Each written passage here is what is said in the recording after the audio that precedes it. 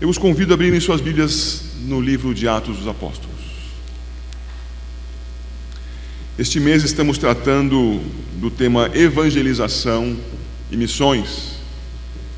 Eu gostaria que os irmãos me acompanhassem no estudo a respeito da igreja avançando em missões. A igreja avançando em missões. Atos capítulo 1, o famoso e querido verso 8. Diz lá: recebereis poder ao descer sobre vós o Espírito Santo, e sereis minhas testemunhas tanto em Jerusalém como em toda a Judéia e Samaria e até aos confins da terra. Nosso Senhor Jesus, irmãos, glorioso, ainda diante de seus discípulos, na iminência da sua ascensão aos céus, lhes deu ordens e instruções. E nós identificamos estas ordens e instruções nos evangelhos de Mateus, de Marcos, de Lucas, e identificamos também pela pena de Lucas aqui em Atos dos Apóstolos. O Senhor orientando e dando ordens, e fazendo isto, irmãos, porque Ele recebeu, dada a sua santidade, o seu ministério tremendo, que foi de humilhação, mas foi exaltado, daí a sua ressurreição. Ele exerceu um ministério que lhe concedeu, da parte do Pai, autoridade sobre os céus e a terra. É nessa autoridade que em Mateus 28 ele diz que devemos sair para discipular, batizar e ensinar. É nessa autoridade que ele diz que no poder do Espírito Santo, lá em Lucas, que seremos capacitados ao testemunho de Cristo. E aqui em Atos, sendo da mesma autoria de Lucas, a mesma informação é reforçada.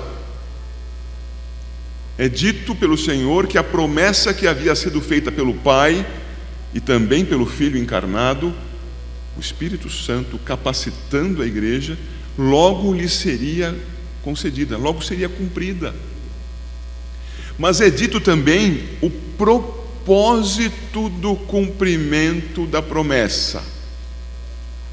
E você, olhando aí o versículo 8, muitas vezes se atém ao Espírito Santo, e se atém a Jerusalém, Judéia, Samaria, aos confins da terra, e se esquece de se ater que o testemunho é de Jesus Cristo, que o testemunho que o Espírito Santo vai capacitar a igreja, digo vai no sentido do texto imediato, nos capacita como igreja, trazendo a nós essa verdade eterna, nos capacita como igreja, é para o testemunho de Cristo, aqui, perto daqui, longe e muito longe daqui. É um caminho que o Espírito Santo, abençoando a igreja, capacita a esta ação específica: testemunhar de Jesus Cristo ressurreto em todos esses lugares. Não há outro sentido para a missão a não ser anunciar a Cristo. E Cristo diz isso para nós no versículo 8 que acabamos de ler, em tom de ordem, mas também em tom de constatação. Então observem, irmãos, essas duas facetas da mesma palavra precisam ser apreendidas por nós. Porque se somos cristãos, o Espírito Santo de Deus habita em nós, sua igreja. E sendo cristãos, então seremos testemunhas. Isso será algo espontâneo em nossas vidas. Esta é uma faceta. A outra é da obediência a esta palavra como ordem. Porque se é espontâneo, é também algo que deve ser feito porque Ele mandou fazer. Os cristãos, então, testemunharão de Jesus Cristo ressurreto dos mortos no poder do Espírito, E isto acontecerá. E em acontecendo, na medida em que a nossa consciência aumenta em sua abrangência e qualidade, perceberemos que estaremos cumprindo a ordem do Senhor Jesus. Não tem acontecido assim com você? Não tem sido espontâneo? Com os crentes é espontâneo.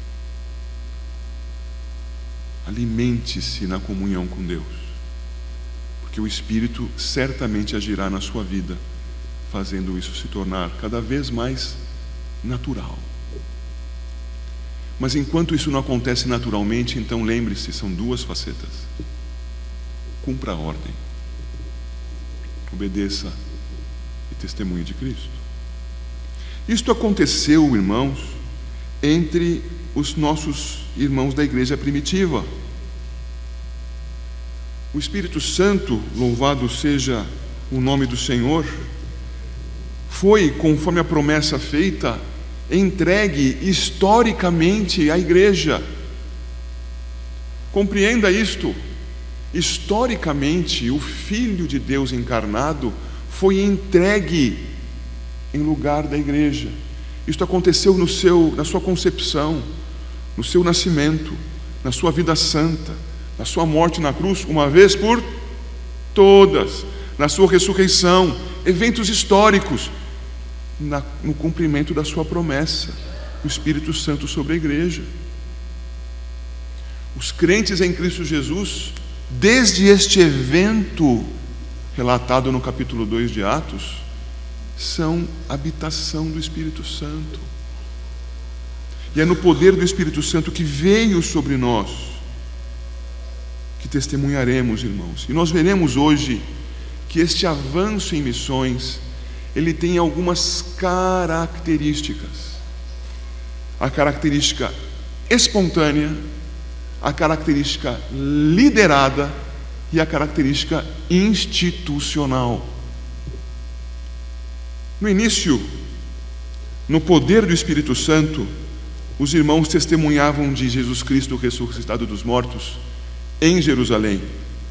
E se você olhar para a sua Bíblia, você verificará que isto está acontecendo até o final do capítulo 7 do livro de Atos.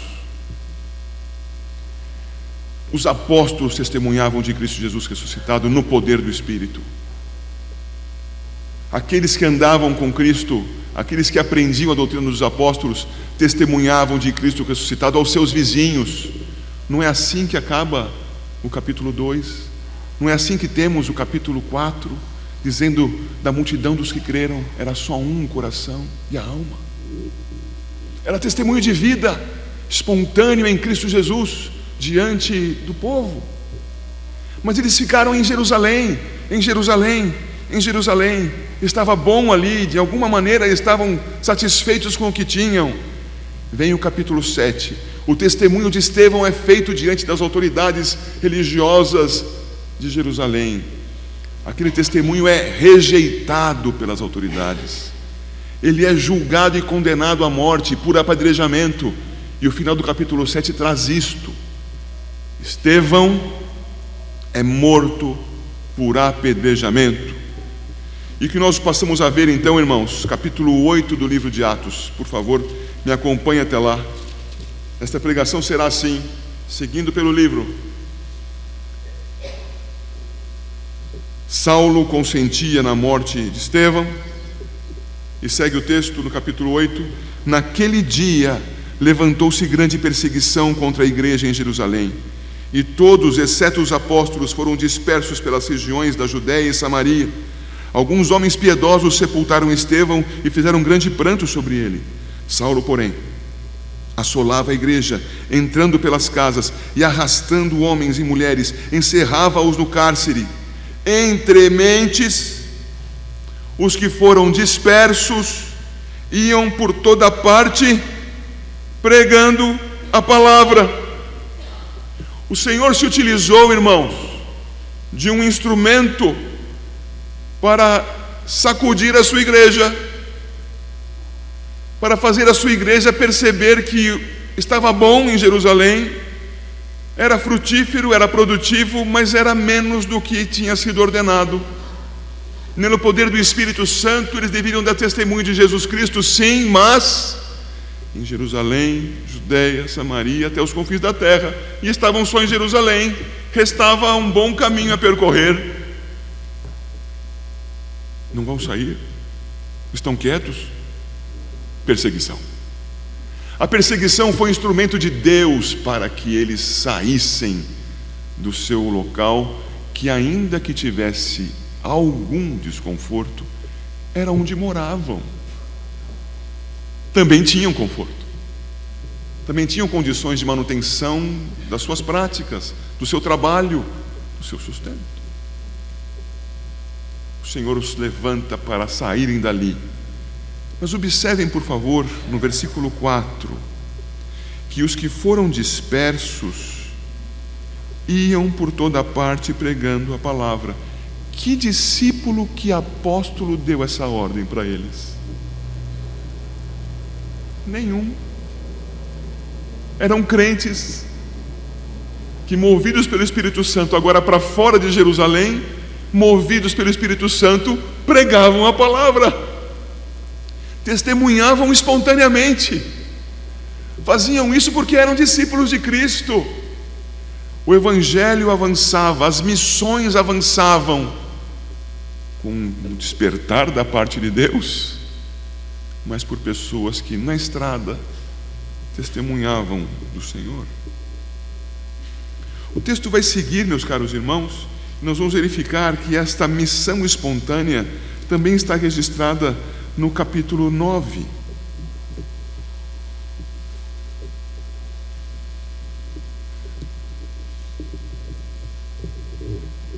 Versículos 28 em diante. Estava com eles em Jerusalém, entrando e saindo, pregando ousadamente em nome do Senhor. Falava e discutia com os helenistas, mas eles procuravam tirar-lhe a vida.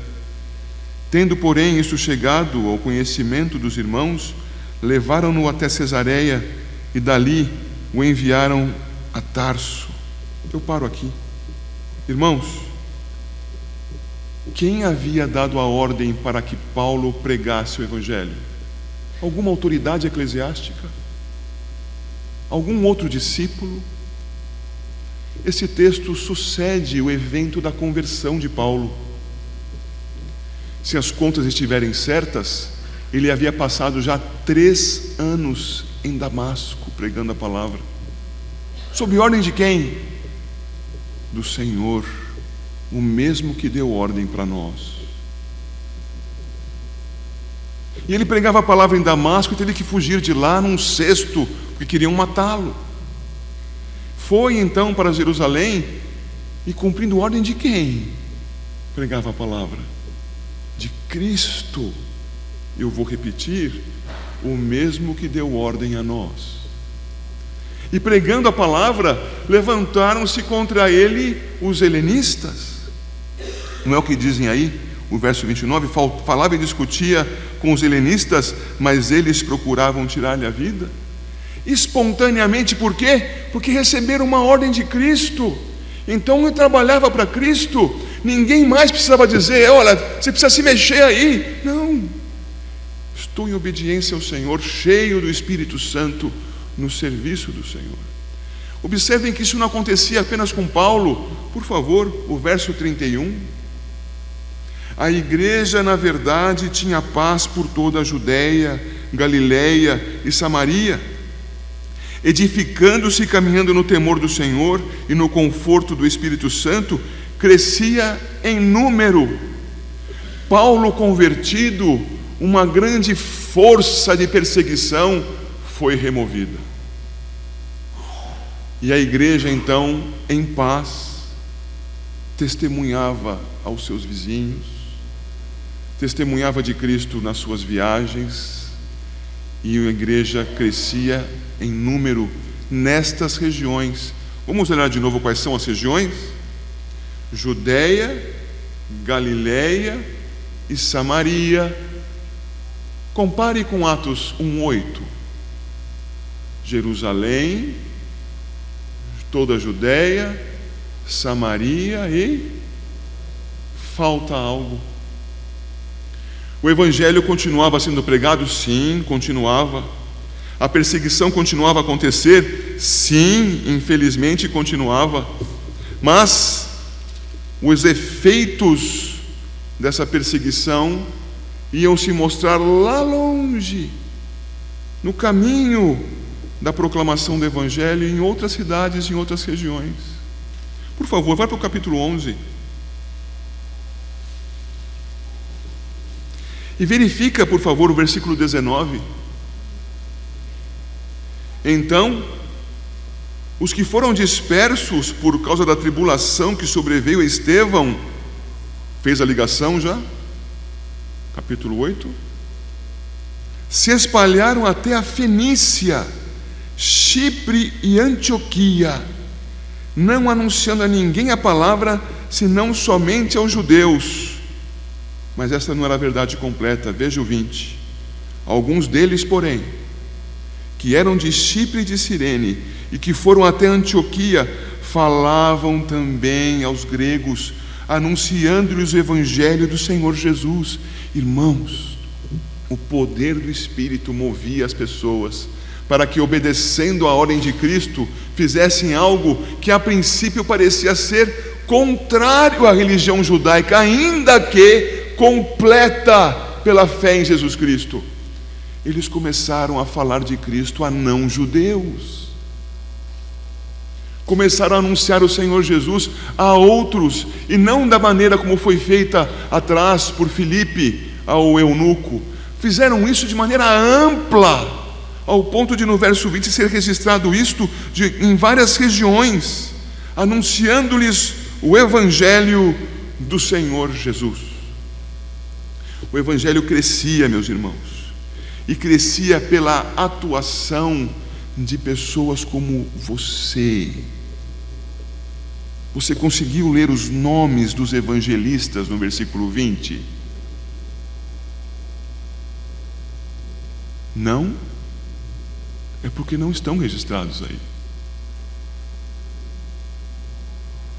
Os evangelistas eram cristãos, cujos nomes não entraram para a história, mas que, servindo a Deus no poder do Espírito Santo, testemunhavam de Cristo Jesus.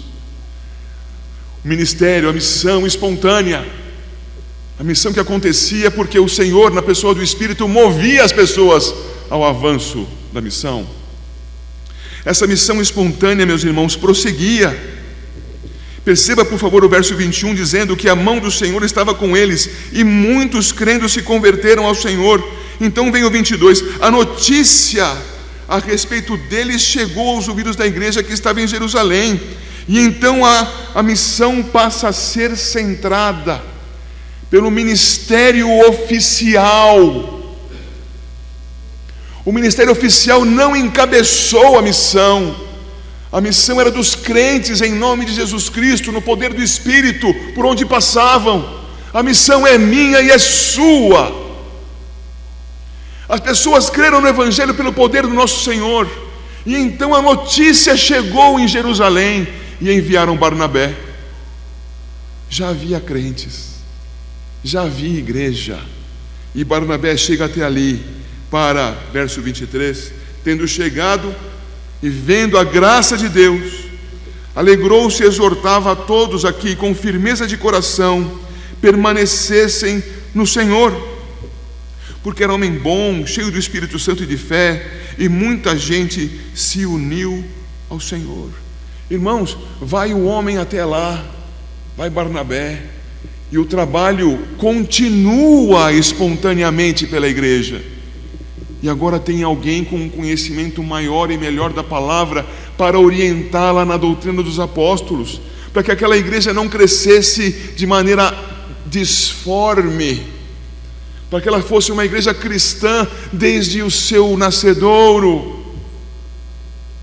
Mas ele trabalha, irmãos, e percebe que era muita gente, o final do verso 24 dizendo, muita gente se uniu ao Senhor. Ele precisa de ajuda. E aquilo, meus irmãos, que era oficial, agora vai ampliar-se Primeiro pela chamada de um socorro. Observa, verso 25. E partiu Barnabé para Tarso à procura de Saulo. Saulo ficou em Tarso esse tempo todo. Alguns chegam a dizer que beirou o período de 10 anos. Esse tempo todo em Tarso. Missão espontânea, não oficial. Ensinando a palavra, estudando a palavra, aprendendo, entendendo. E agora vai Barnabé e o busca. Para quê? 26. Tendo-o encontrado, levou-o para Antioquia. E por todo um ano se reuniram naquela igreja e ensinaram uma numerosa multidão. Em Antioquia foram os discípulos pela primeira vez chamados cristãos. A obra não é feita por alguém sozinho. A igreja faz. A igreja se organiza com uma liderança. A liderança também precisa de amparo, de apoio. Lá foi Barnabé buscar Paulo. E isto cresce. E por favor, vejam o capítulo 13. Esta igreja organizada, ativa, evangelista, em comunhão com Deus, cheia do Espírito Santo. Veja, todos esses aspectos já foram ditos várias vezes até aqui. Está com a sua liderança que aumentou de tamanho em oração no capítulo 13. Havia na igreja de Antioquia profetas e mestres: Barnabé, Simeão, por sobrenome Níger, Lúcio de Cirene, Manaém, Colasso de Herodes, o tetrarca, e Saulo. E servindo eles ao Senhor e jejuando, disse o Espírito Santo: separai-me agora Barnabé e Saulo para a obra a que os tenho chamado. Então, jejuando e orando, e impondo sobre eles as mãos, os despediram. Irmãos, vamos tentar entender essa passagem. Observa, por favor, que o texto começa com Barnabé e acaba com Saulo. Olha o versículo 1. Não foram estes que se aproximaram em missão lá no capítulo 11? Mas há outros no meio do caminho aqui, Simeão e Lúcio, perceberam? Com toda a probabilidade, irmãos, Simeão e Lúcio eram homens da origem da igreja. Eram homens que creram no Evangelho, seja pelo testemunho dos que passavam por ali, ou dos primeiros a pregarem o Evangelho passando por ali. A liderança original da igreja muito provavelmente era de Simeão e Lúcio. E chega Barnabé, está à testa dos nomes do grupo, e vai buscar Saulo, o último a chegar, o último na lista. Estão como? Unidos, orando a Deus, buscando a Deus, querendo de Deus a sua orientação. Como avançar, Senhor? Já sabemos que temos que pregar o Evangelho. Qual é o próximo passo? Já estavam em Antioquia, já estavam nos confins da terra, mas não eram todos os confins. E então o Espírito separa aqueles que foram até lá socorrer a igreja de Antioquia, orientar a igreja de Antioquia, e os destaca. Preste atenção nisso. A igreja de Antioquia ia seguir o seu caminho com a sua liderança fixa, e a liderança que havia vindo para orientá-la mais precisamente agora vai para outro campo, vai para os confins da terra. Irmãos, este é o avanço das missões. Eu espero em Deus que nós não precisemos, queridos irmãos, passar pela situação da perseguição para nos despertarmos que precisamos sair da casa e irmos anunciar o Evangelho por onde passarmos. Não foi assim em Jerusalém? Eu espero que nós, irmãos, conscientes de que o Senhor Jesus Cristo é a razão da nossa existência, é a nossa justiça, é por Ele que nós servimos e o fazemos corretamente a Deus. Eu espero que por causa da nossa fé em Jesus Cristo, o Espírito Santo esteja habitando em nós, Afinal de contas, essa é a promessa: os que creem recebem o dom do Espírito Santo. Mas que isto se materialize, se torne história, por meio dos efeitos de estarmos cheios do Espírito Santo. Estar cheio do Espírito Santo jamais implicará em ficar rodopiando como um peão na frente da igreja, dando cambalhotas, subindo pelas colunas, falando em idiomas incompreensíveis. Estar cheio do Espírito Santo tem uma razão de ser. A razão de ser de estarmos cheios do Espírito Santo é sermos testemunhas de Jesus Cristo, aqui, ali perto, ali mais longe e lá muito longe. Já começou a sua parte do trabalho? Não precisa esperar por uma ordem do oficial da igreja. Quem deu a ordem foi Cristo, para mim e para você. No poder do Espírito, faça isso espontaneamente. Um belo dia, chame o pastor, chame os presbíteros para ajudarem a orientar o grupo de oração, o grupo de estudo da palavra que você tem na sua casa, no seu trabalho. Eu vou lhes contar. Amanhã, segunda-feira, eu devo participar, e já perdi a conta do número de vezes que isso já aconteceu, de uma reunião de estudo bíblico numa empresa lá em São Bernardo do Campo, em que o evangelho é pregado e o grupo cresce e se desenvolve. Então agora querem uma orientação mais clara, precisa nas Escrituras. Chama o pastor para ensinar. Mas não começou com o pastor. Espontaneamente, movido pelo Espírito Santo, os crentes movidos por Ele testemunham e se surpreendem com crentes diante dos seus olhos. Onde antes havia somente mortos, passam a ver crentes, discípulos de Cristo, vivos. Deus abençoe essa igreja e que ela avance nas missões, não só contribuindo com dinheiro para missionários lá longe ou no bairro ao lado, mas com cada um de nós exercendo o ministério missionário. Amém.